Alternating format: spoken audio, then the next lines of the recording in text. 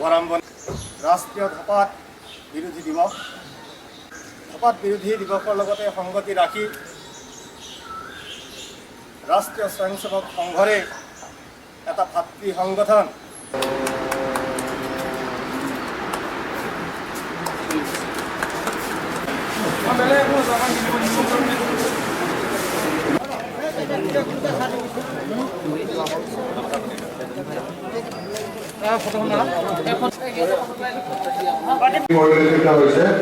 ৰাতাইকে অনুৰোধ জনাইছো, আপোনালোকে পঞ্জীয়ন কৰিবলৈ অনুৰোধ জনাইছো।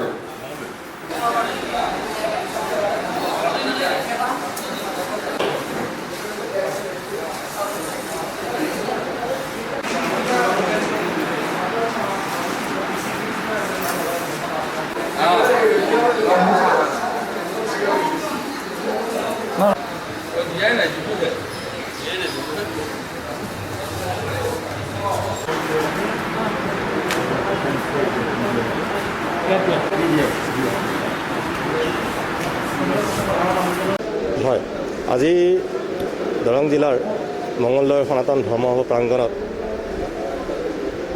ৰাষ্ট্ৰীয় স্বয়ংসেৱক সংঘৰ বিবিধ সংগঠন সেৱা ভাৰতীৰ উদ্যোগত আৰু সেৱা ভাৰতীৰ এটা সূক্ষ্ম অনুষ্ঠান NMO নেশ্যনেল মেডিকছ অৰ্গেনাইজেশ্যন তাৰ উদ্যোগত ৰক্তধাৰা নামেৰে এক অভিযান আৰম্ভ কৰা হৈছে।